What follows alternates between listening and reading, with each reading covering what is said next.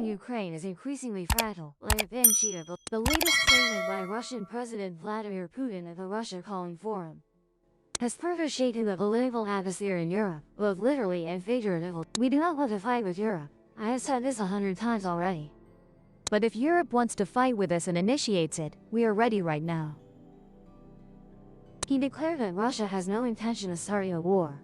But if Europe actively crosses the red line, the conflict will end so quickly that there will be no one left to negotiate, a message that many see as no different from placing a sign, "Do not challenge us." However, what draws attention is not only that statement, but also how he described Europe's behavior during the negotiation process. According to President Putin, no one pushed EU countries away from the negotiating table, and then later claimed to be ignored.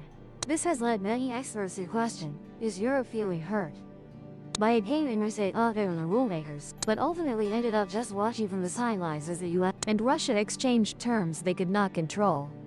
The situation becomes even more tense as the peace plan, promoted by US President Donald Trump, already huffed, is now being reacted to by Europe as if it were a trap forcing Ukraine to make concessions. Just as Washington tries to bring the parties closer, Europe puts forward proposals deemed unacceptable to Moscow.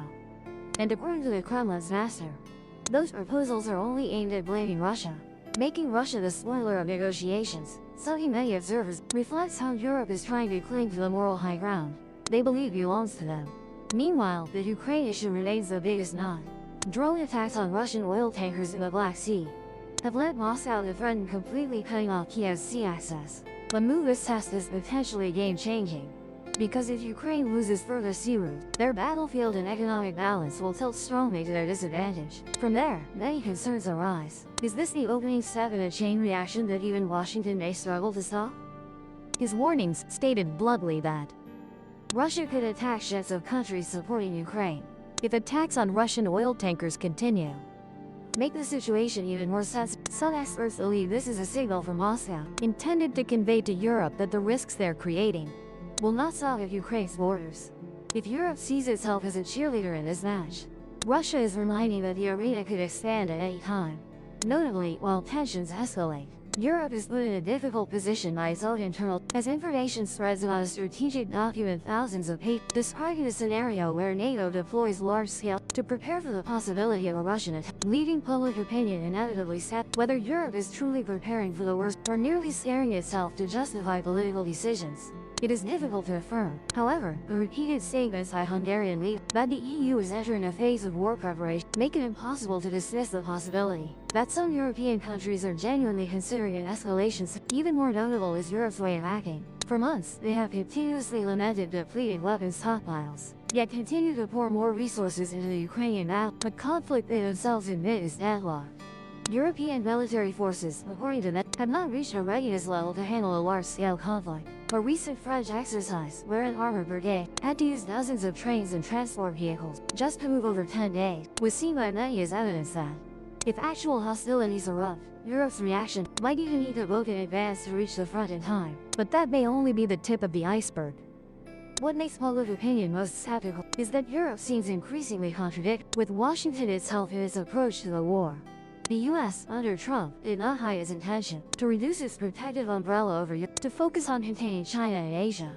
Many see this as a signal that the US no longer wants to be bogged down in a war it sees as more costly than beneficial. If the US truly withdraws, Europe will face the difficult question: could it stand up to Russia on its own?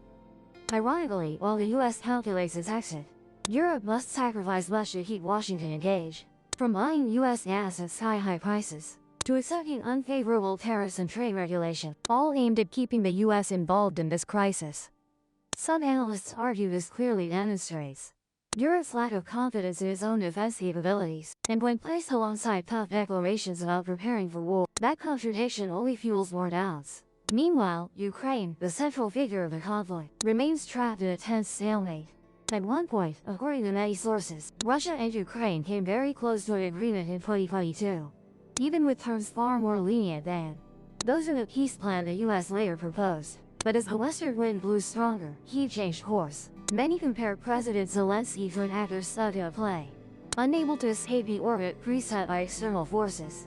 Here, skepticism towards Europe only grows large. Ukraine once had a chance to end the conflict early, but was pushed into a position where it had to continue. The question arises, Who truly wants the war to drag on? Europe for economic interests, the US for global strategy. Or both? No one dares to assert with, but clearly, Ukraine's continued suffering has made it difficult to trust any moral declarations anymore. Looking at the bigger picture, this may no longer be about two sides exchanging attack, but rather a continuous shift between strategic calculations, historical fears, and Moscow. Each side acts as if they still have hidden cards to play, making the political atmosphere thick with the smell of gunpowder. Tensions further intensify with the Black Sea. Just a few veiled remarks from Putin about blockading Ukraine's sea routes and labeling drone attacks as acts of piracy were enough to stir the world.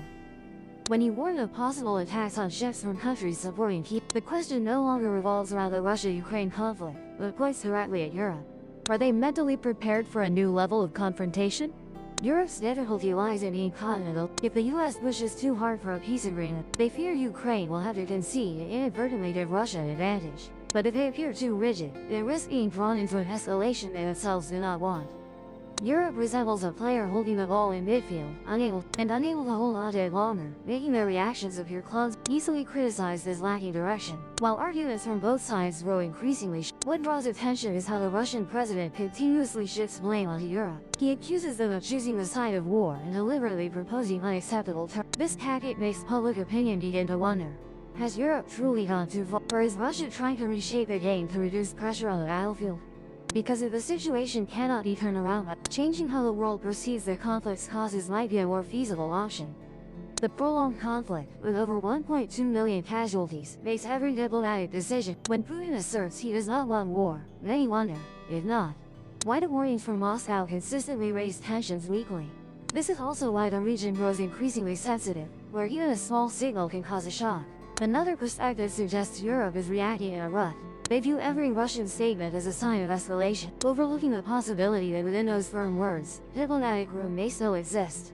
Deep-seated suspicion makes any move from Moscow seem like a trap, creating a cycle where both sides struggle to escape their own prejudice. Though unspoken, the US remains the silent shaper of the situation. The peace plan proposed by Washington leaves Europe both hopeful and skeptical. If the US decides to lock down the conflict to focus on other goals, Ukraine may be forced to concede. Then, Europe faces a dilemma between protecting its close ally and meeting the superpower's expectations for security. This very constraint sometimes makes Europe's stance appear faint, as if they say everything but dare not say the most important thing. Looking further ahead, the confrontation no longer resembles a battle with an end, but rather an repeated threats and deadlocked negotiations, coupled with strategic fatigue, have pushed the region into a state of inertia-driven operation. And it is precisely this inertia, according to many experts, just a small incident, a misunderstanding, or an excessive move is enough to make everything explode. Europe is assessed as losing direction, not flexible enough to bring Russia back to the nor tough enough to force Russia to back down. But they also do not want to fall into the scenario of a temporary agreement, which is nearly a lull before a new. From Russia's side, strong retaliatory statements show that Moscow is no longer the pressured party and when repeated too many times, those warnings may no longer be deterrents but signs of preparation for real action. Ultimately, the biggest question still hangs in the air. Who will take the initiative today? And does any side truly want to do that? These concerns make the atmosphere suffocating, as every choice seems to be overlapping. But many opinions worry that once a crisis enters this stage, it rarely ends peacefully. Just a small slip is enough to drag the entire region to the edge of a deep abyss, and no one will. Like the journey? Subscribe and join the next expedition.